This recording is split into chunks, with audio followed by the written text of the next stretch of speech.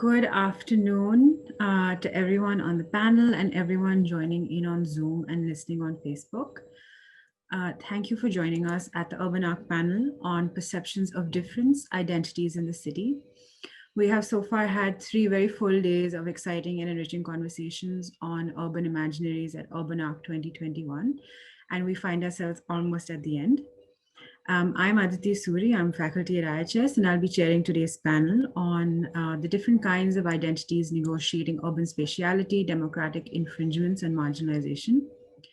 This panel's participants will take us through narratives of urban futures, from literature to empirical life worlds of those often made marginal by their sexual identity, religious identity, and caste identities. Today's exciting lineup will have us move through space, but also time, as we hear both historical accounts of urban identity playing out, but equally very contemporary moments of contestation and resistance. And without further ado, let me introduce our panelists. We have 4 panelists today. We have Swati Vijaya, whose presentation is titled Between Heterotopia and Utopia. We have Tara Atluri, whose presentation will be called A Muslim Feminist City. We have Jatin, who will be talking about Dalit settlements during early 20th century Delhi.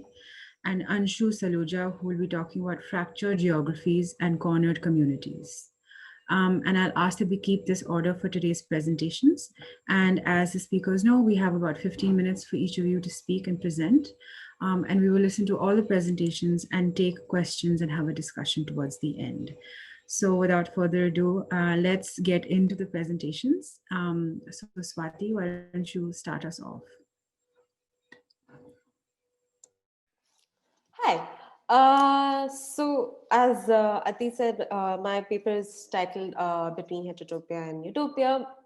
And although the paper looks at the larger, 3-part anthology that the Tranquebar press published, collating all these different stories.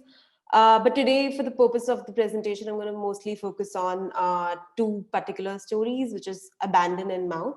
And both of them are from the second volume of the 3-part series. And the second volume is called Alchemy, which is again edited by Shiva Karim. And yeah, so that's sort of the introduction to the book itself, and how it fits the overarching literary volumes. So to start with, I'm just gonna share my screen as well. So to start with, this is often a conjunctive vision when we think about queerness in the city. Queer people being out there, queer people occupying space, participating in visibility politics, claiming, urban publics and urban infrastructure. And that's also the paper sort of, is trying to sort of, not just rethink that, but sort of also see what's then beyond it. And also what are the blinkers with that lens when in an attempt to sort of see spatial strategies and occupation of space in essentially a plottable and a tangible sense. So how can we look beyond that, and how does looking beyond that sort of help us understand queer spatiality better?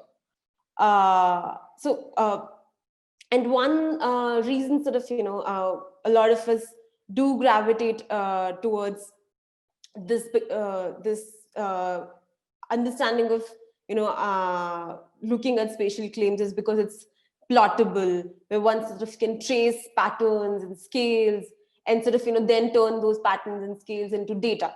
And I mean, it's not, paper is not so much a critique of that methodology. I'm myself an ethnographer. My PhD research is essentially sort of based on many of these same methodologies.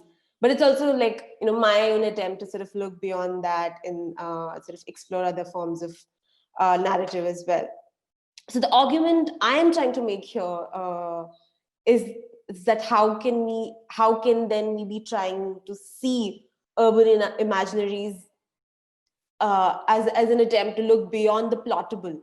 So how can where does discourse stand vis-a-vis data? And also the one of the things that I'm trying to emphasize in the paper is that it does have just as much to offer as data. And so I'm also trying to sort of, bring our attention to this rather cyclical way in which then urban imaginaries fuel urban socialities, and then these spatial and social practices then sort of come to be collated in discourses. And of course, the book we're talking about today, the stories we're talking about today, is of course something that constitutes that discourse. And then how that discourse itself comes back to sort of, prompting inventive forms of urban imaginaries. So sort of see, how one's ability to imagine new spatial practices then leads to us actually substantiating those practices in our material worlds, and then how the narratives that we create in the material world then again constitute the discourse, how it comes to be collated within discourse. So, and that's also sort of just doing the groundwork for sort of getting into the stories, getting into the text itself. And in doing that, something that I also want to bring our attention to is like how sexuality and gender actively impact the way we imagine and practice urban futures.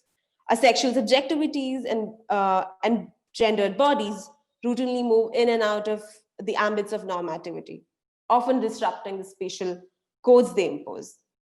This paper explores the forms of expression these inventive aspirations and experience of the city find in erotic fiction. I critically surveyed 2 short stories, as I mentioned before, which again fall into a very widely sort of contributed anthology by Tranquebar Press. The discourse analysis I present concertedly follows queer spatial narratives enunciated in the text and extrapolates how normative spatialities are ruptured in heterotopic practices and restructured through utopic visions. And I come back to sort of contextualizing both heterotopia and utopia as I go ahead in the presentation. So the first story, Abandoned, by Srimoy Nandini, moves to townships of unfinished apartment buildings across the peripheries of the unnamed Indian city. The narrative follows a young heterosexual couple as they search and situate abandoned buildings as spaces of pleasure, only to discover a very queer universe that inhabits the very orbit of these infrastructural vestiges. The duo soon crosses paths with trans women searching for spaces of sociability, young gay men seeking sexual partners, sex workers meeting up with clients, and many others escaping moral surveillance of the cityscape. Thus, the Abandoned explores spectral housing enclaves, as Arjun Appadurai will call it, as a universe which is not only an erotic escapade, but a substantive space of belonging, affirmation, sociality, and to some extent, safety.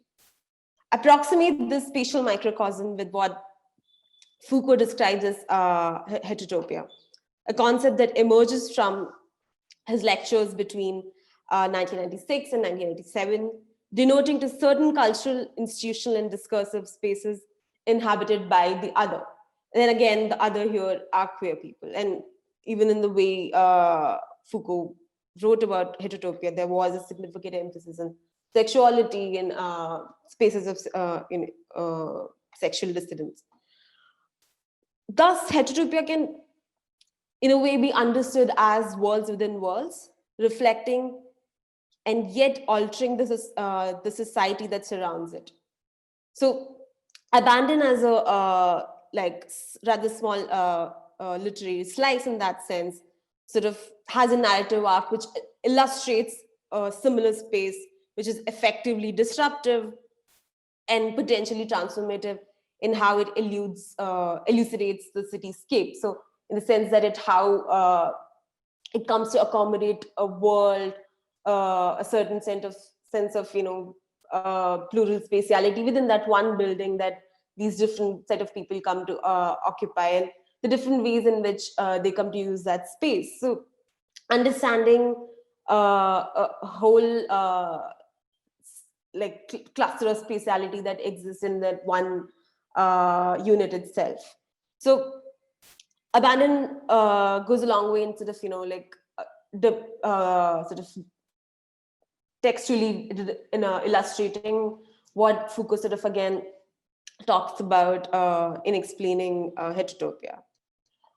And moving on to the next story, Mouth, and again, I don't want to be rushing through, but just sort of we could circle back in. So the subsequent story, Mouth, by M. Swati, is both a juxtaposition and an extension to heterotopic narratives posed by Abandon. So the urban imaginary here lies upon utopia. Utopia is, if one wants to understand utopia as a site with no real place as such, no plottable place, they can be understood as sites, at least as Foucault puts it, quote, sites which have general relation of direct or inverted analogy with real space of society. The present society itself in perfected form, or else society turned upside down, end quote.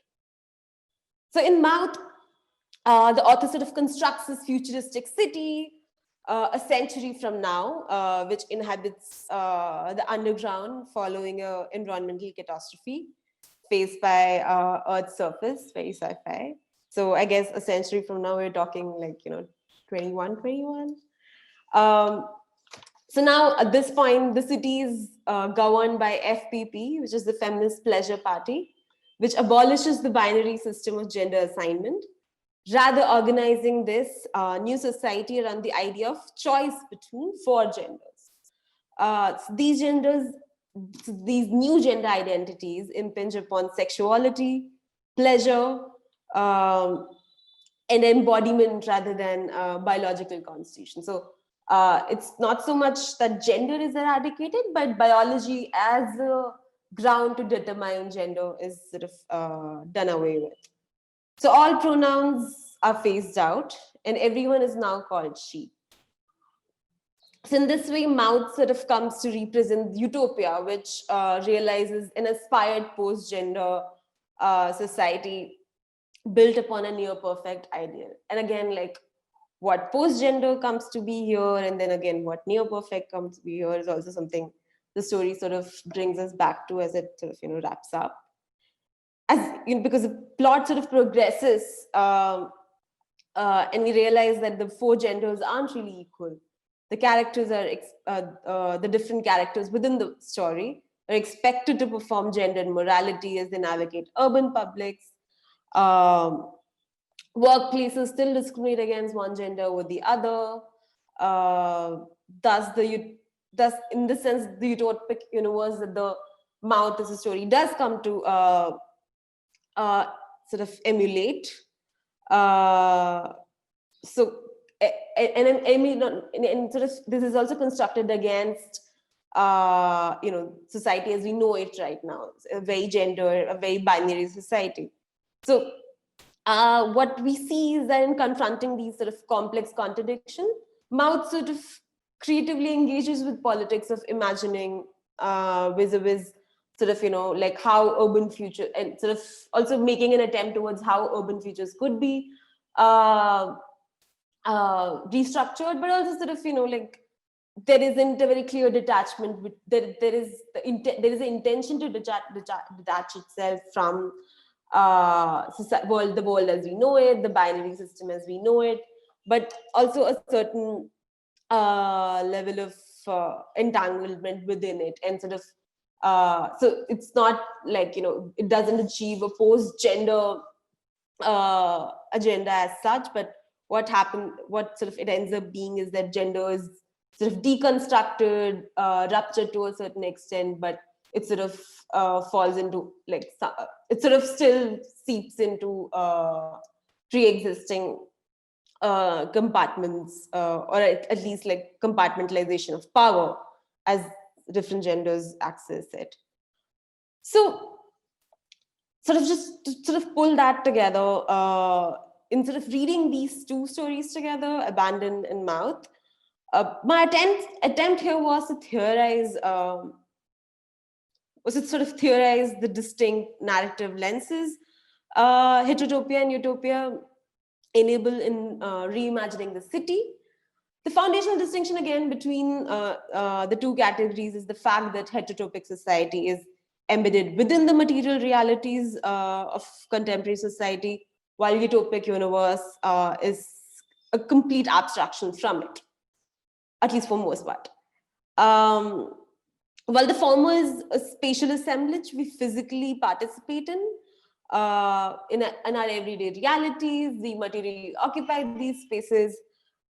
The other, the latter, which is the utopic universe, is an aspirational exercise to, and in many, to a large extent, an aspiration for a more radical future, for a more egalitarian and whatever counts as different, inclusive to different set of people. So the aspiration is towards that. But nevertheless, the creative reflection around queer futurity requires an intersection of both of these categories. And what they do together is simultaneously sort of put these mythic and real world contestations of space across each other. So in engaging with these in this particular critical overlap, some questions I pose are, how do queer heterotopias culminate spatially around us? How do they build how do they build and blur boundaries in the city? How do queer and trans people negotiate belonging and safety within a heterotopia spaces? What discursive importance does heterotopia hold in imagining queer futurity? Does this queer utopia ideal, this particular utopic deal idea of the utopic deal with spatial inequalities emanating from caste, class, language, and then again, how does it deal with them? And sort of, in asking these questions and asking in sort of, prompting these inquiries in the course of the paper, the attempt sort of was to explore heterotopia and utopia as mediums of urban imaginaries, and the specific means they hold for queer lives. And also, like, I mean, in sort of conflating these categories as we sort of read these two stories, and I do wish the time sort of allowed a little more a little more, made space for a little more detail, but also to see what sort of situates itself within different forms of spatial navigations, which sort of don't, like, aren't necessarily heterotopic, aren't always plottable, aren't always static in their spatial situation, but also how they travel, how mobility works through these two spatial categorizations. How do we then deal? How do we theorize queer mobility? And those are some questions. And again, I do wish sort of, like a longer paper would does sort of, make space for. But that's mostly like what I was trying to explore through this paper, and how we can understand space through these these theoretical lenses of heterotopia and utopia. Thank you, Swati. We have like a good amount of time at the end, so we'll get to some of those details. But thank you for your presentation. We can move on to Jatin's presentation now. Jatin, do you want to put your camera on and start sharing your screen?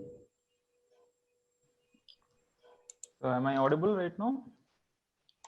Yes, you are, and visible.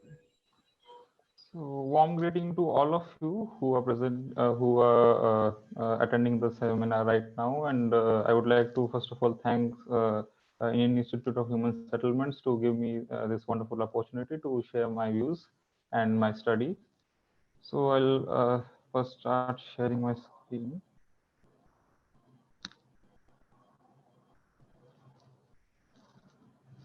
So I'm Jatin. I'm right now a junior research fellow, a PhD scholar of modern history at Center for Historical Studies, School of Social Sciences, Jawaharlal University. And the title of my current today's presentation is Dalit Settlements During Early-20th Century, Pandemic and its Variegated Impact. So to begin with, this is a part of my broader study, the PhD that I'm doing on the topic of Dalit settlements and housing in 20th century Delhi. And this paper was initially thought of during the lockdown due to coronavirus pandemic itself. So for the presentation today, uh, if I'm able to, is my screen visible? We can see the first slide, the title slide. Yes, we can see So yeah. themes now. Fine. So the presentation for the presentation today, I propose to examine the way in which caste and social status shaped the morphology of Dalit settlements and housing in the city and its rural environments. The attempt is to analyze how social marginalization takes shape and gets reproduced in the urban spatial geography. So in this context, taking a cue from the recent studies which highlighted the variegated impact of current pandemic crisis on different set of population, I shall highlight that it is not a new phenomenon. So for this, I shall be providing a historical analysis of the early 20th century in the context of plague pandemics, and I would show that how the Dalit settlements were the worst affected even at that moment.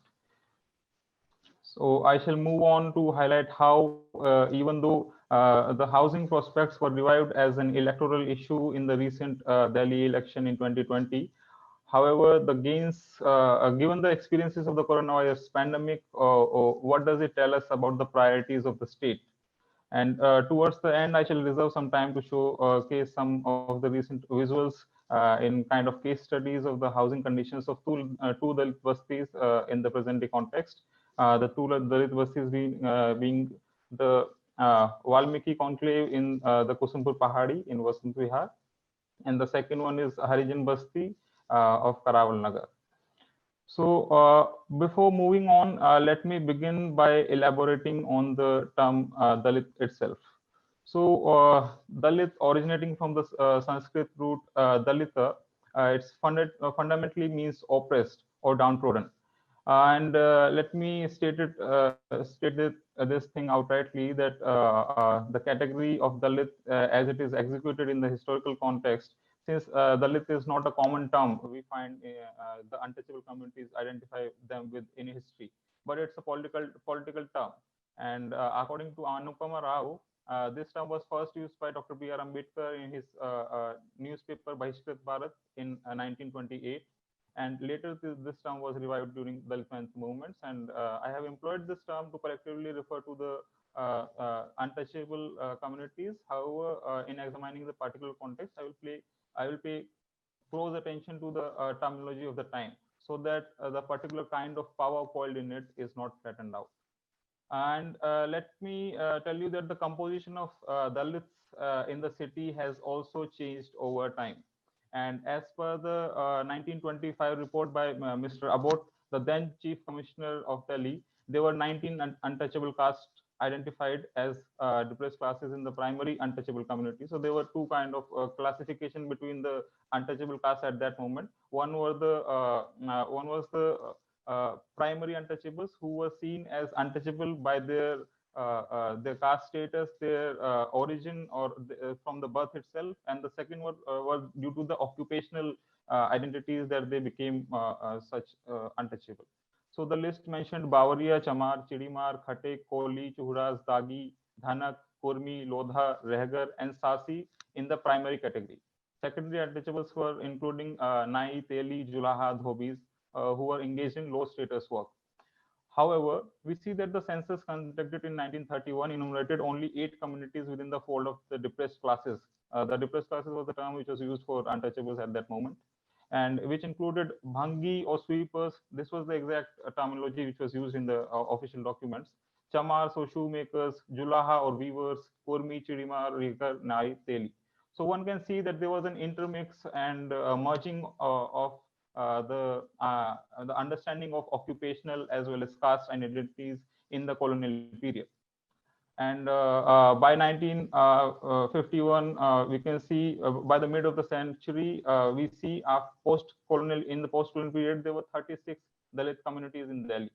And to talk about the numbers, by the mid of the century, every 1 out of 10 persons in Delhi was a Dalit, and by the end of the century, almost 2 out of 10 persons in Delhi were Dalit. And so this is a significant number we are talking about, and uh, so let us begin our discussion on the pandemics and Dalits. So throughout history, the devastating and disturbing impacts of a pandemic in the settled areas are well known in a broader sense. However, a closer inspection and analysis of the effects of epidemics is required to understand the degree and gravity of varied impacts of epidemics. From the studies undertaken and data analysis, it has been highlighted that the impact of pandemic varies significantly in different spheres of life on different areas as well as set of populations. So in context of current spread of coronavirus, preliminary data studies reveal that a diversified impact and therefore it establishes the fact that the subjective effect of pandemic over different set of population is there even in the same region. So in Indian context, a recent report by economist Ashwini Deshpande and Rajesh Ramachandran titled Differential Impact of COVID-19 and the Lockdown, it propounded that the result of the pandemic and the measures undertaken to tackle in India, the consequential, as a consequence, it has actually concretized the pre-existing structures of disadvantage based on social identity. And the economist highlighted that and contested the views which were earlier given by historians like Walter Scheitel, who expressed in his book The Great Leveler that how pandemics are a kind of leveler. So Deshpande and Ramchandran contested this view and argued that how out of the four enumerated levelers which were discussed, pandemic was very loosely described, and they actually argued that pandemic actually had led to concretization of the existing social disadvantages, and the lower castes particularly have been severely affected. So in another article titled Job Losses Among SCs were 3 times higher than for upper castes, economist Ashwini Deshpande, which was covered, she had put forth that the economic drift created among different caste populations as a result of the coronavirus pandemic is quite different and quite and there is a quite lot of disparity that you can see over there. So in the article, which was kind of excerpts of the interview, it reiterated that the fact that all the caste groups experienced hardship and loss of jobs immediately, but the rate of job losses among the scheduled caste was 3 times higher than the upper castes during the pandemic. So this section of the presentation argues that the pandemic in the early 20th century Delhi, for example, cholera, particularly plague. There are no exceptions given the worst impact of the list as now we see and at that moment also. So a scrutiny of the historical records put the fact there that the depressed classes and the insanitary residential quarters their quarters which were insanitary were most affected groups.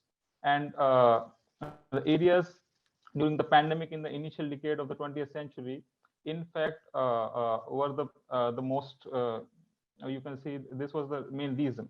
So in fact the trope of sanitation was instead used by the state authorities to siphon off the rights over the city from the marginalized sections and the caste groups of the city's population.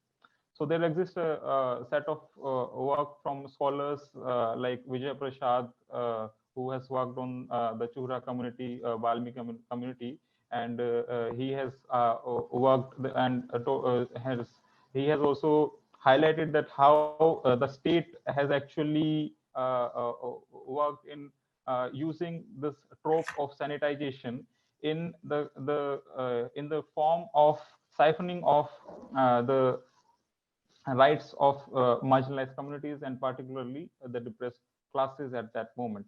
And a work of Narayani Gupta has discussed that the plague, particularly during the 1898 and 1900 CE, had devastating results not only for the city's population but for the city's built environment as well, since the colonial state used it as an excuse to execute large restructuring programs. And however, the sanitation of the whole city was not given a grave concern by the Europeans back then, and particularly prior to the shift of the capital. So these works have although discussed plague and the colonial response to it. However, it has not been studied that how the pandemic had a variegated impact over different groups of population within the city. And this has been limited to look at it through the lens of how it impacted the indigenous population versus how it impacted the European population. So this dichotomy existed over there. And the proposition is rather than looking at the pandemic as a general devastating point, we should here look at it as a have a closer look and look how it differentially impacted different set of population. So coming to the primary study, the record of descriptions of the organizations as well as leaders who worked among the Dalits of Delhi argued for the fact that the Dalits were the ones who were living in deprivation of any sanitation or basic amenities.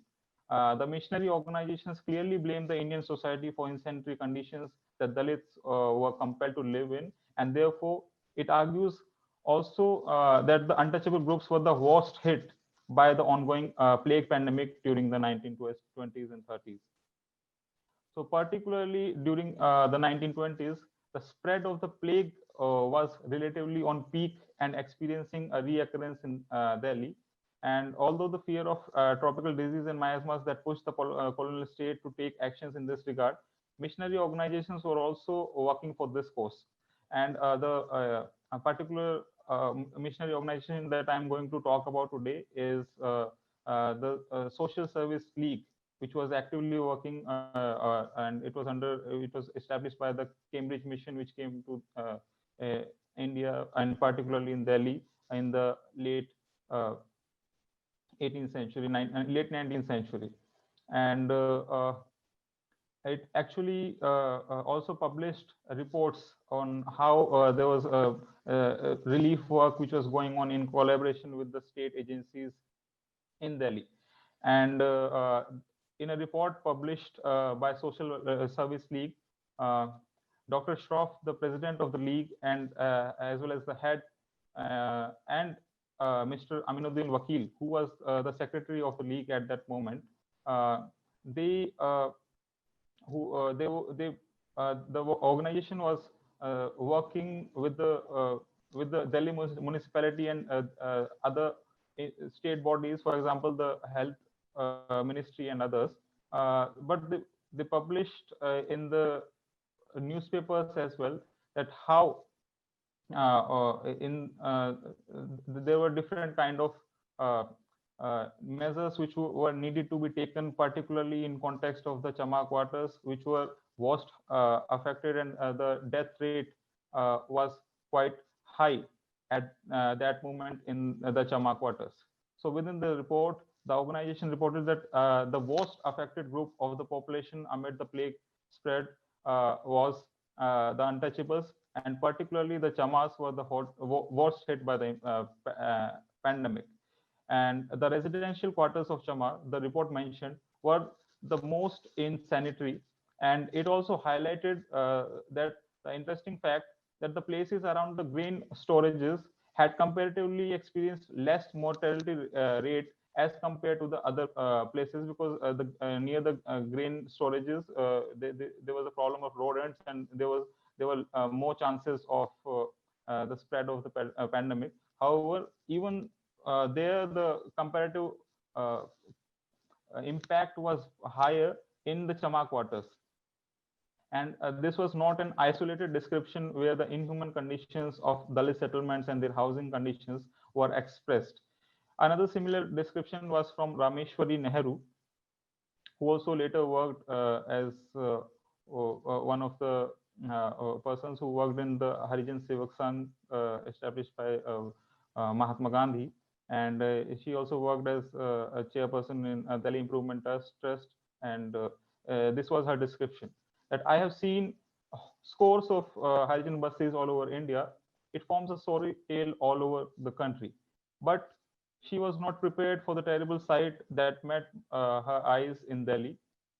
She said, used to I am to seeing the poverty and the conditions attendant on poverty, the surrounding in which the Delhi sweepers live gave me the shock of my life.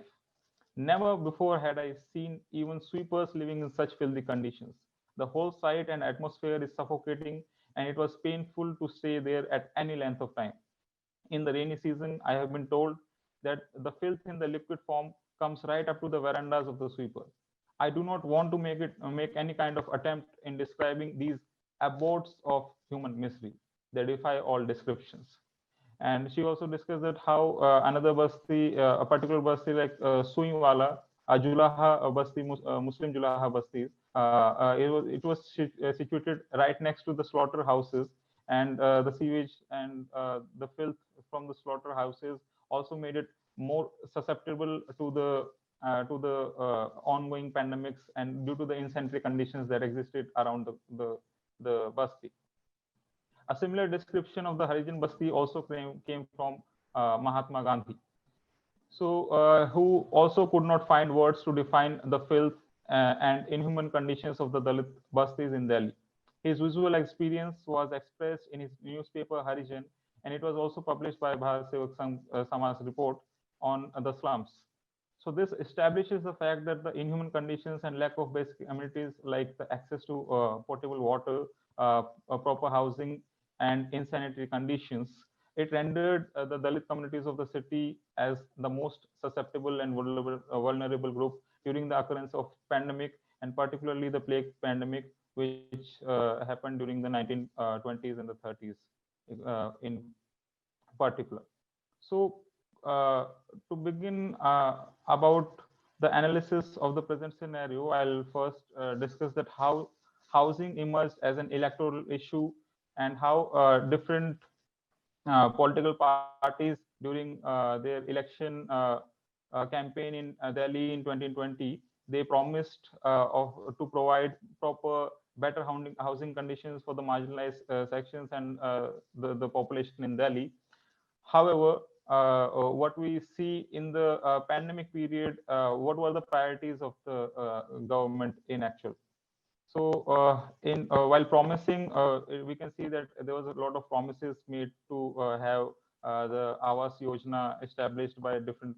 So we can see that what were the things mentioned by BJP in the manifesto. Uh, Sorry. So we can see that how housing had played an important role as a vision to shape the country, shape the city, and this was also taken up as a main point to gain electoral benefits also. And although in Bihar, I just took it out of curiosity. In Bihar, in the 2015, they had promised color TV to the Dalits. So still, it is better to see that at least right now the focus was on vaccination and other housing amenities. In context of other political parties, we can also see, you can see here the point 9 and point 10, which talks of providing basic amenities for the unauthorized colonies and providing proper housing and permanent housing at the sites of slums or jogis.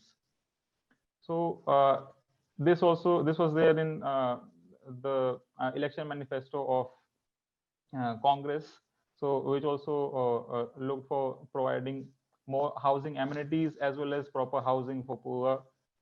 It said they went on to the extent that they will provide 350 square feet of flat to the slum dwellers, and such was the kind of promises which were made by the government. And however, we see that during the plague pandemic, so this was before the pandemic, this kind of promises were made. But when the government was established, and when we see that during the plague pandemic, the existing government, what actually, or the state, what kind of priorities does it have? So in a recent around in September, we saw that the highest judiciary in India, it passed under the leadership of Justice Arun Mishra. It passed a weird order to demolish 48,000 slum conclaves beside the railway lines in Delhi amid a pandemic which could have affected 2 lakh families. So and on the same at the same time, you also see that how rigorously such a project as the central vista revamp project are pushed through by the center, and and these are also passed by all the regulating authorities which were supposed to give them the clearance. So this, we can see that in the before the election, what kind of promises and what kind of vision is presented by the political parties, or even the opponents to come into power. However, during the pandemic, we see how in the crude form, in the hypocrisy of the state comes up by seeing that what kind of priorities does it have in terms of providing access to health education, health, or in providing access to proper amenities of housing as well. So going on from here, so I'll also show case studies of the visuals from two Dalit bastis, and particularly the first one is the Valmiki conclave within the Kusumpur Pahadi, which is a slum in Vasant Vihar, and the second one is Harijan Basti in Karaval Nagar. So you must be familiar with this view if one has visited Vasant Vihar and the region nearby. So the capitalist centers like malls and big lanes and the buzzing roads nearby. So over right beside this, we find bastis of Valmikis, which is also a Dalit community living in the same vicinity. So this was a study. I did this before the lockdown, and this was in Kusumpur Pahadi. I had interviewed the sweepers who were working in Jawaharlal Nehru University. So out of 18 sweepers, 17 of them were living in the same basti, and this was the kind of condition. You can see that there was no proper water facilities. The electricity wires were providing any kind of barbed environment. There was you can see that Jatin, I'll ask you just to wrap up. Take about a minute and a half and wrap up. Sure, man. So I'll just show the visuals. So you can see that what kind of settlements and the housing that are provided here. You can see that how the pigs are there at the same place where the bastis are settled. And although this might be a cultural practice, but there was no sanitation and other water facilities and other kind of facilities which were provided to the dwellers over there. And when I interviewed these people, they were mostly scared about the demolition of the buses, and they were forced to think about how there have been earlier attempts of eviction of these slum dwellers. So this is from Harijan Basti in Karaval Nagar. It is actually officially stated as Harijan Basti, and a recent report by the Ministry of Social Justice and Empowerment said that there are around 600 bastis in Delhi, which are officially termed as Harijan Bastis. So this is one of them, where you can see that the sewage is going till the verandas of the the dwellers even till today. So this kind of insanitary condition where it exists in Delhi itself even till today. So you can see that the kind of housing conditions which are existing as of now, and what kind of basic civil amenities which are existing at at this moment in these regions. With this, I would like to end my presentation, and I'll thank you all. Thanks. Thank you for that, Jatin. Anshu, thank you for already being ready to start. Why don't you please go ahead? All right. Thank you so much. Good evening, everyone. Nice to meet you all here. My name is Anshu Saluja, and the title of my paper is Fractured Geographies, Cornered Communities, Shaping and Reshaping the Urban. So urban life, together with its tussles and challenges, as well as real prospects of moving up the ladder, spells different implications for different residential communities. It differentially impacts their lives. This paper, set in Bhopal, a burgeoning city in central India, maps the production of exclusivist urban imaginaries and intimidated social communities. So to just put things in perspective, Bhopal is the capital city of Madhya Pradesh. Madhya Pradesh is the state that lies in the it's a central Indian state. It lies in the heart of the country, and Bhopal serves as its capital. It is a tier 2 city. It is an expanding city. So my study is rooted in Bhopal. It tries to map the production of exclusivist urban imaginaries and intimidated social communities. It seeks to spotlight the everyday experiences and concerns of city's Muslim residents, who constitute about 26% of Bhopal's population, as per the Census of India 2011. It maps prevalent patterns of spatial arrangement and intercommunity dialogue in the city and the multiple ways in which these play out in the lives of city Muslims. Their recurrent efforts slated to overcome deepening insecurity, prejudice, and presumptive hostility get examined, while their withdrawal or internment within specific neighborhoods in the face of steady emergence of communally segregated housing comes to be flagged here. By weaving together lived experiences and histories of people and communities, attempts have been made to tease out related process of gradual stiffening of attitudes, crusting of thought boundaries, and fragmentation of the cityscape.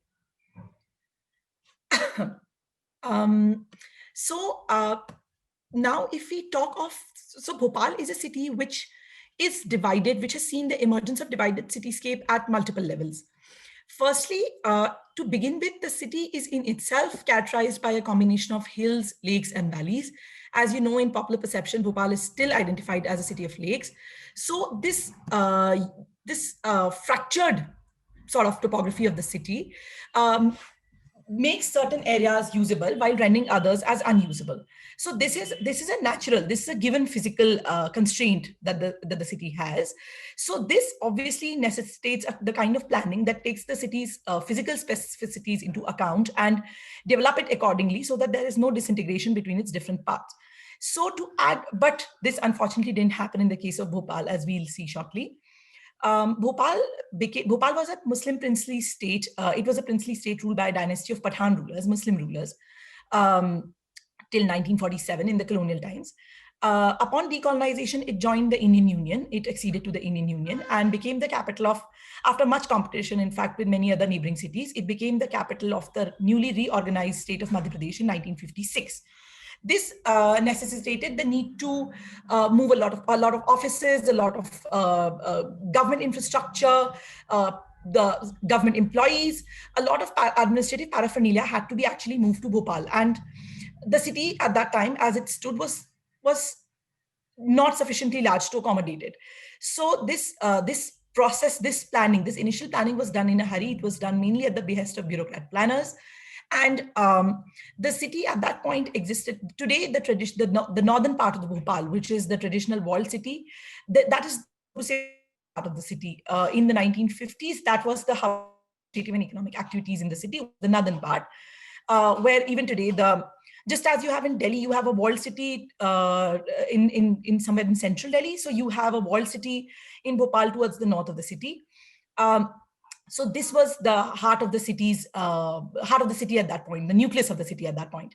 So when the need to bring in other offices, develop new infrastructure was felt, so instead of integrating those new requirements with the city, with the existing city as it were, a new area was planned. So adjacent to the walled city, they developed a new area called the Capital Project Area, and all the new upcoming establishments began to be set up there. And obviously, as it was a rush decision, it was taken into account. It was brought into effect without taking into account the city's existing physical and cultural specificities. It was bound to lead to a fracturing of the city spaces. So what you had a thriving city to which is now referred to as the old Bhopal. You had a thriving city, and when you had to bring in new establishments, you, instead of developing them along the lines of instead of developing them as an extension to the already existing city, you developed an entirely new complex towards the southern part of the city, which was the Capital Project Area. To complicate things even further, by the early 1960s, a Bharat Heavy Electricals Limited, or a BHEL plant, began operating in Bhopal. So instead of developing the Bharat Heavy Electricals Limited plant as an extension either to the north or the south Bhopal, or either to the new or old part of the city, what they did was they developed it to the eastern side. So there was a railway line, and the planners and the planning machinery at that point developed the plant to the eastern side of this railway line. So now you had by the mid 60s, you had three separate nodes in Bhopal. One was the northern, the old Bhopal, which housed the traditional walled city. Then you had southern Bhopal or new Bhopal, which is these terms are still used in popular parlance in Bhopal to refer to different neighborhoods. So new Bhopal, which had your Capital Project Area, which had the secretariat, which had most of your administrative establishments. And then the third node, which was BHL, which housed the plant, the industrial plant, the iron and steel plant, and the quarters of the plant's employees. So you had these three nodes, and obviously this added to this, the physical disconnectedness was intensified manifold by this inexpedient planning. Now, gradually, as we move, so and as time passed, this physical dissonance and discontinuity came to be inscribed and overlaid by yet another layer, that is of differing community affiliations. So now, as things stand today, Old Bhopal is identified readily with the Muslim bloc, while the new part of the city stands labeled as a Hindu zone.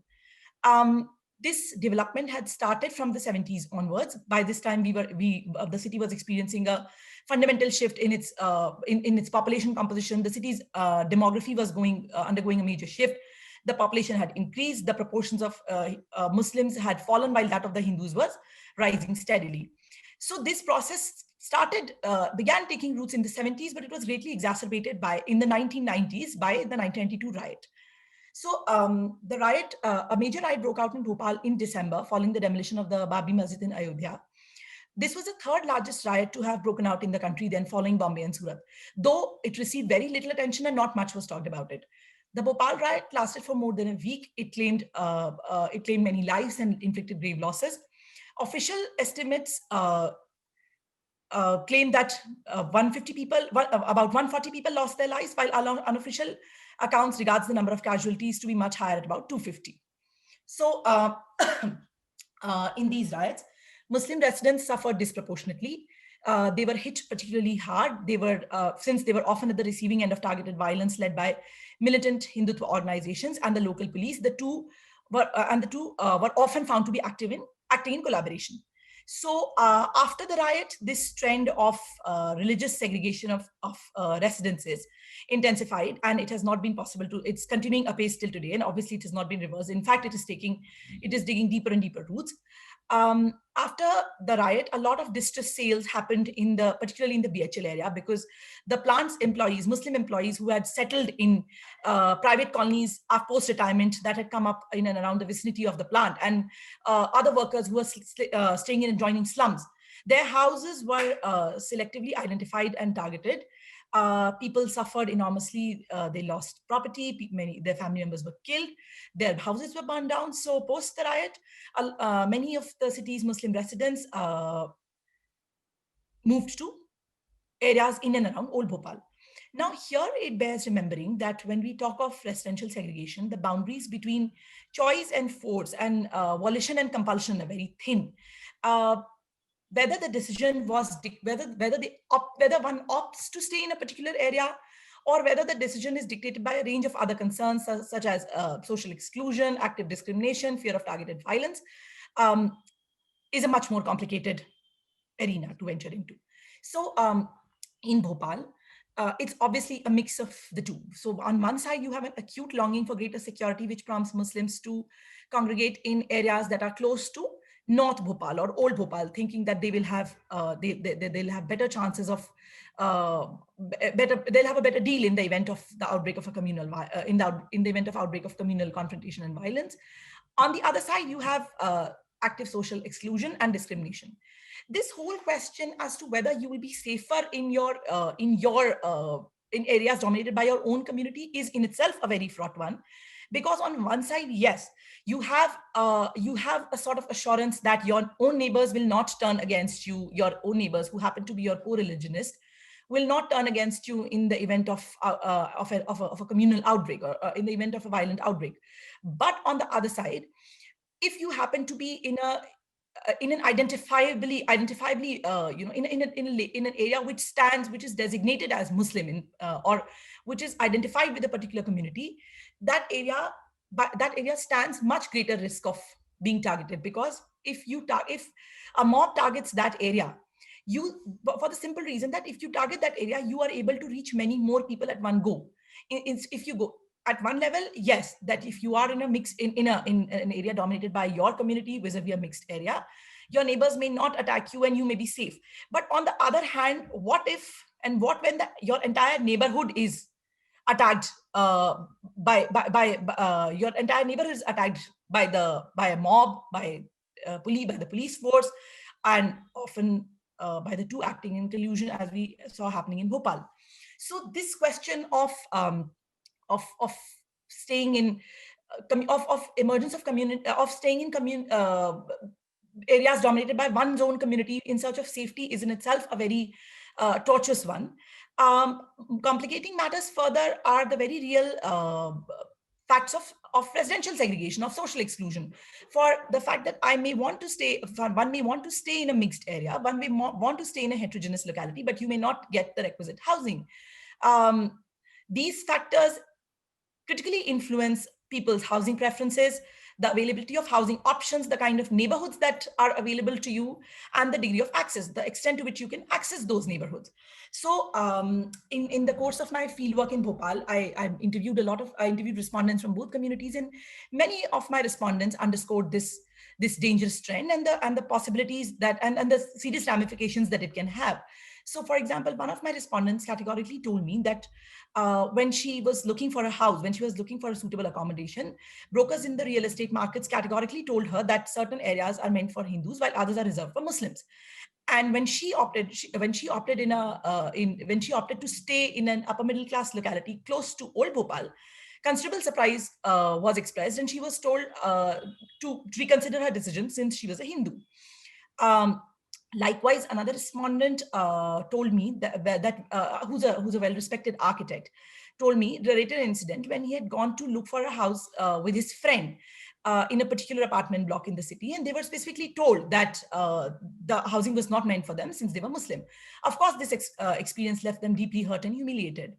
Another respondent who was a well-known social activist in Bhopal, who had worked for years, for decades actually, with survivors of Bhopal gas disaster survivors, recounted with considerable sorrow that he was made conscious of his Muslim identity in his neighborhood in the days following the 1992 riot. He told me that many of his residents, many of his neighbors, many of his associates from the same area, ask him to move out, ask him to move to another locality, and he's painfully aware that these suggestions are offered to him not because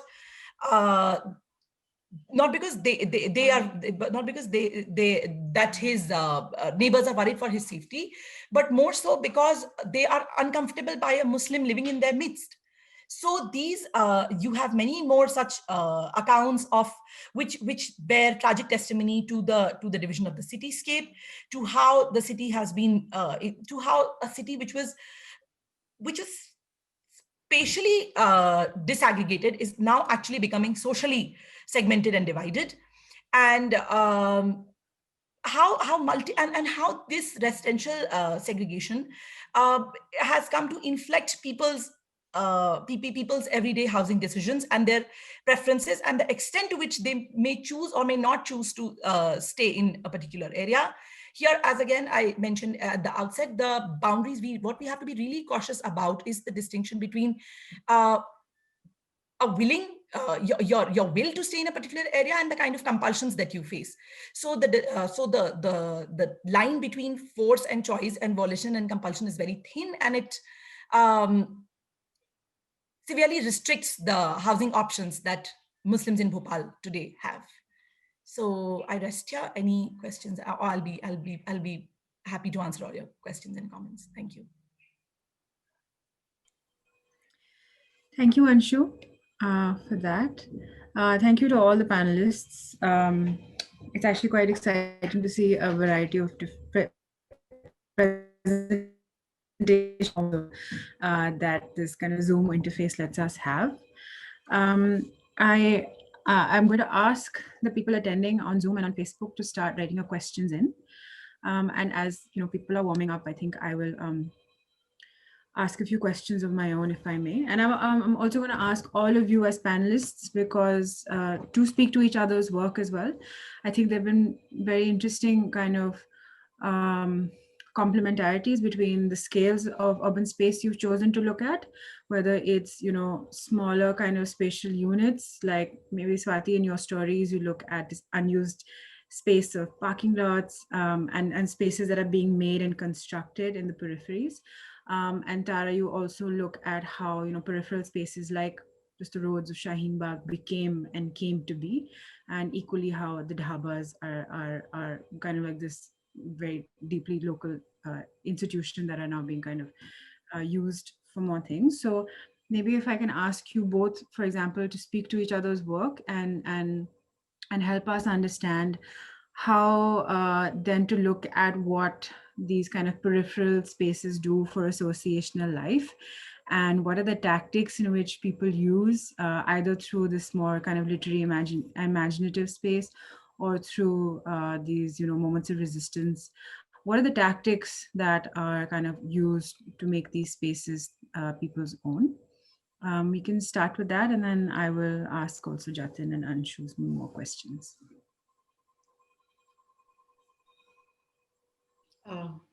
Should I? Yeah, go ahead. I mean, I think partly how I came to sort of, actually, although it's like the book I was referring to was a 2012 publication, I came to read it very recently. And surprisingly enough, it was pointed out to me while I was doing my field work in Bombay by one of the women I interviewed, who told me like she often sort of found this one. She and a couple of their friends from college had found this one building in Mumbai. They often basically figured out when the guard wasn't there. So basically there was a whole they'll go. I mean, sometimes they'll go out with their people they were dating. They were sometimes doing theater rehearsals there. So in a specifically in a place like Bombay where there's no campus as such.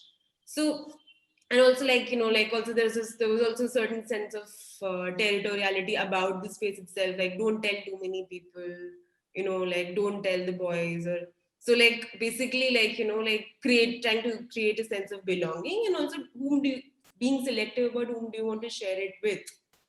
And actually one of those students told me about the book, and that's how I sort of came to find the story itself. And then that's also what I was referring to, in the sense that how sort of lived experiences inform discourses as well, and then discourses sort of prompt us to think more imaginatively, more inventively.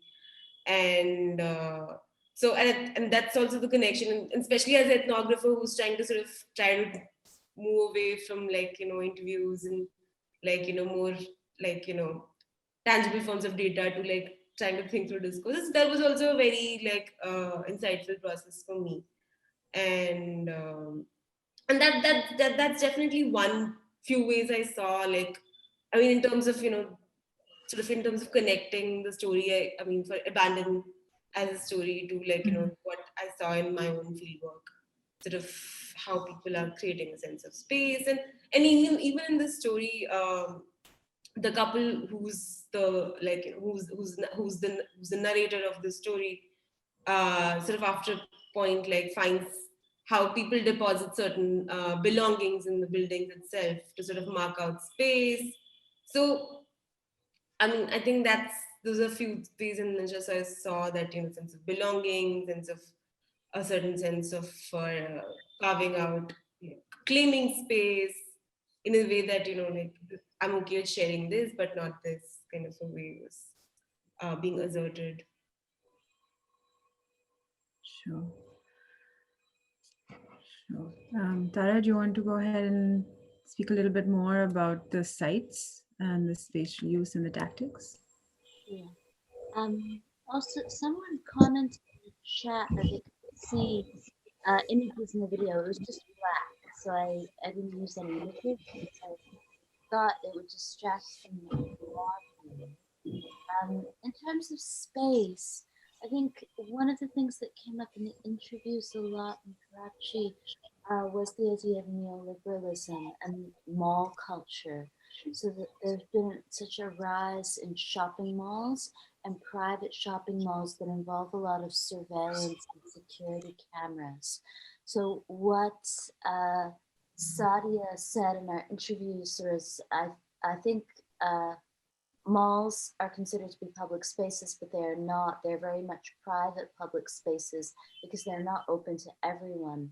There's a certain social capital that one needs in order to enter certain spaces, and they actively exclude people. There's surveillance and CCTV cameras, and there are also guards at the entrance. There's a code of how to behave and what to do, and there are fixed purposes assigned to these places as well. Malls specifically give the illusion of a public space or leisure, but shopping is very much an act of purpose. And unless you are read as a consumer in a shopping center, you're treated very differently. So one of the reasons that Girls at Davos picks public spaces is because they're not spaces that are necessarily under the same kind of surveillance, and they offer more of an equal access across class lines. This is also, I think, not just about class, but about gender identity and about what one looks like. So a lot of the spaces of middle class consumerism that have arisen in Karachi are really aimed at a certain class of people, but it's also about how one presents class as gender identity or presents a certain normative body. So if you want to enter a mall in Pakistan, or if you want to go to certain coffee shops like Starbucks, then you really have to look a certain way. So part of creating these alternative sites is really about creating spaces where all of the members who have joined online can meet together. So Girls at Davos started in 2015. It started online, and many of the people who join these online groups have shared political commonalities, and so they identify as being part of the feminist movement, part of the left wing, often part of the queer community. But in public space, this doesn't mean that everyone has equal access because of how class and gender are seen in the way that people present in public. So the reason these sites, I think, become roadside tea stalls or public parks is because all of the members who know each other on the internet can meet in the city. And I think it speaks to how neoliberalism creates really different sites. So the internet could take you from online shopping to a shopping mall, or it could take you from Instagram to a coffee shop like Starbucks. But the ways that these activists organize is that they organize activist pages online that then lead to spaces in the city that everyone can access who has shared left-wing political views on the internet. No, thank you for that. I think I'm just going to pick up from just the last point you're making about how, with this particular movement, they chose to find space and make space and do this active placemaking, which was accessible to people of all different kinds, right? And I think that's something I want to pose to Jatin and Anshu, because both of you speak about segregation at a very large scale, right? You're talking about large scale communities, large swatches of city land, where marginalization is being forced or played out or performed in different ways. And I think um, I wonder in the spaces you've been, and because you both have done so much empirical work there, if you could speak through some of whether those spaces actually have a consistency in terms of how communities interact, or is it in those spaces that we start to see the fault lines of maybe this kind of associational life, where people's different aspirations, their different classes, their different orientations kind of play out, and I would love for you to actually bring to life the places you've been to and the places you've done your work, and speak through whether the community, how the community looks and how they identify within their own space.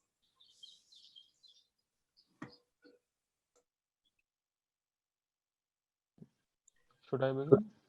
Sure. Thank you for your comments, ma'am. Ma'am, your first part of your question was not clear, in the sense that before, uh, as you started, so your voice bit fluctuated. So could you please repeat that? Then I'll come back to it. Okay. Yeah. Now, I was saying what I found as a commonality between yours and Anshu's paper is that you're talking about a citywide form of marginalization and segregation, where you're looking at spatial segregation that's part of the plan that gets negotiated also, but at a fairly large scale. So, but within those enclaves, within those spaces that are formed, what does the community look like inside, and where do you start, where there's always moving pieces between how a community identifies itself within. So what are some of those some of those intersectional identities, and how does that relate to the way people use space within their own enclaves? Thank you for your question, ma'am. So to begin with, I would like to give an example from the ongoing study that I'm doing on nomenclature of the settlements, particularly the Dalit settlements. If when I visited this particular settlement called Harijan Basti in Karaval Nagar, so over there, there were few. So first thing is that the bastis are not like watertight compartments where only one community is living. So there are the migration has happened, and few other communities you also find out that they are living within the conclaves of a particular community. So over there, I found out that how the people who were belonging to upper caste, particularly there was a house of an upadhyay. So that house did not actually on the nameplate right in front of the house. That house did not actually mention that how it was a Dalit basti, but it actually confirmed to the larger terminology used for that region, which was Karawal Nagar. And it actually also looked at it as Sadatpur Karawal Nagar. So Sadatpur was a nearby space. So they did not acknowledge the usage of the term Hygiene Basti as interlinked with their own identity. So that things have also happened, and particularly this was not only the case with the upper class. Sometimes this was also the case even within the other communities which were living, although they belong to the untouchables, but they also tried to subdue or this kind of identity or subdue this kind of nomenclature. So in 2019, we also see that there was a proposal by Ministry of Social Empowerment and Justice to do away with the Harijan tag, which is there in around 500 to 600 bastis. So this kind of association that they see that so there was also a study which was also related to this, that how many students who are studying in the school, those who do not have their surnames, so that is particularly in the case of the untouchables or the scheduled castes, those who do not use surnames in order to hide or in order to get some kind of anonymity and therefore seek some kind of social emancipation. But that kind of emancipation is taken away or taken down by the conspicuousness of the nomenclature as they use in the addresses.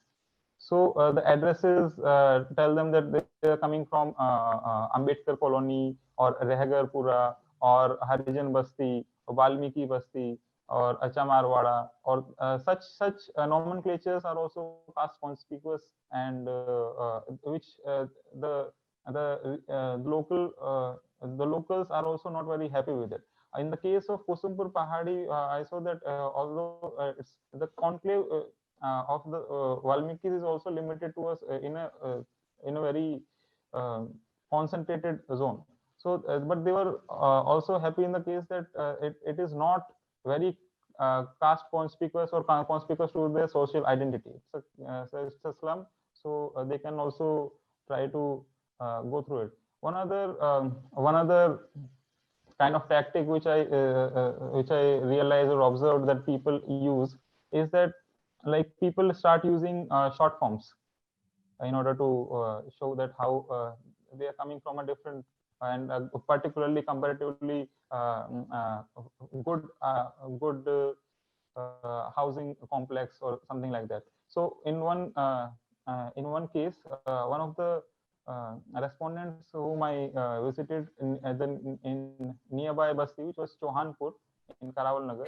So I asked that how do you identify with your space, or uh, how do you tell people that where do you live and what space you come from?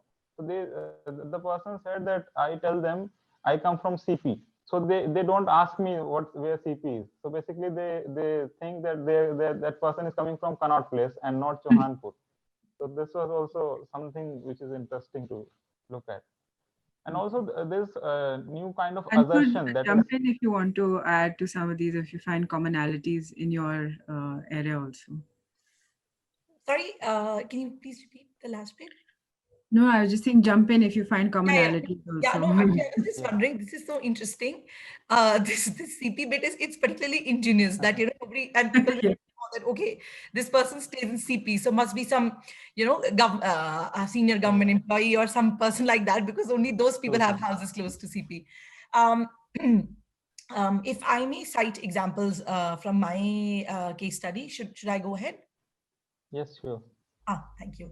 So this was both of these examples, I have to say, are very interesting. This one also, and the Upadhyay thing, the Upadhyay instance is also very interesting, I have to say. Yeah. So if we if we talk of these enclaves or these communally segregated spaces, so yeah, these are spaces where concerns of religious faith have been centralized on account of growing pressure of exclusion, insecurity, and discrimination. And we may actually commit this mistake of lumping them together, of viewing them as just plain Muslim neighborhoods. In this we may just reduce them to this single phrase. But actually there are multiple layers. It's identity, as we know, is multi-layered and dynamic and constantly overlaps and intersects and even conflicts with other identities. So for example, in the course of my interaction. So a lot of the many of the Muslim residents who want to stay in Muslim dominated areas for safety, they actually so there are colonies, a few affluent neighborhoods in Bhopal that have come up in the vicinity of the walled city. So the walled city is congested. It has traffic congestion. There's overcrowding. It's dilapidated. It's decaying. So these are people who are steadily acquiring greater economic mobility, and they want to move out. But the option of moving to New Bhopal or South Bhopal is not there, because there they will not it will be impossible or very difficult for them to find housing, because people won't rent out to them, or people won't sell them their property. So a handful of affluent Muslim neighborhoods have sprung up in the vicinity of close to Old Bhopal, and so you have affluent Muslim residents, or the new money has come in, or the well-to-do sections of Muslims preferring to stay in those neighborhoods. So there they have the comfort of being close to Old Bhopal, while at the same time, they take pains ki, we don't stay in Purana Bhopal. We have moved out. It's very congested. It's not that, it's not a good life. So we have moved out. We have to send our kids to schools, and it's difficult for buses to reach those areas. They're congested. So we have moved out. So then there's this constant thing that we have moved out to a respectable neighborhood, but that respectable neighborhood is almost always in the vicinity of, or not very far away from Old Bhopal. Also, there's also this, this was not said in so many words, but it came through very clearly in many instances where the fact that even rich Muslims, for example, in Gujarat, they said that in Gujarat, even rich Muslims were killed, even rich Muslims were targeted. So this fact that, that even rich can be targeted is a shock to them, because in their own, in their own way, they were trying to, at least the well-to-do Muslims were trying to insulate themselves from the threat of violence by by considering their poorer counterparts as a sort of buffer. The poor who remain in their unguarded slum homes, or those who are on the street, they are exposed to violence while their richer counterparts escape. But the Gujarat violence forcibly shattered this assumption, and this shock is evident. Even so my interviews were conducted more around 20 years or 18 years after the 2002 violence, but it was still articulated very much so that even rich Muslims were targeted. So things are going from bad to worse, that the poor who were sort of who were expendable, even they will not be able to serve as a shield in case a conflict situation arises. So yeah, those intra community, or I would say across class tensions, are very much evident in these neighborhoods. And the question of gender in itself, that opens another set of challenges, which I tried interrogating. So the question of how gender inflects religious identity is a complex one, and that was also something that I sort of tried to investigate, and that how religion conflates with gender and produces its own very different permutations and combinations. Okay. Thank you so much for that. And actually, as you finish speaking, I realize we are just on time with the ending of the session. So I will just kind of leave with a few concluding comments, which is something I've maybe read through a lot of the abstracts you sent in more of your written work. But, with one of the last things that Swati ended with, which is that there's this relationship between utopia and heterotopia, which is that that hope is very kind of central to a kind of imagination that you want, to a kind of future that you want. And I think a lot of these moments of resistance, which are very, full of despair and violence, and very visceral violence to many of the bodies that have to undergo it, there are still moments of hope. And I think that's very kind of central to associational life or collective life, and moments of resistance. So I hope, hearing these stories, we still see the moments of collective and hope that can sustain themselves. And I know they've been difficult, just witnessing the at least the last year or last 2 years of protests in India. But I want to leave with a slightly more hopeful note as we end Urban Arc and end this kind of conversation on urban imaginaries. But I want to thank all of you for sharing your work. And we hope to see you next year. And for everyone that's watching, thank you for coming and listening and engaging. And we have the final session of Urban Arc coming up at 6:30, which is led by Aruma Revi, our director. So do join in for that also. But thank you so much and all the best with all of your work. And yes, thank you.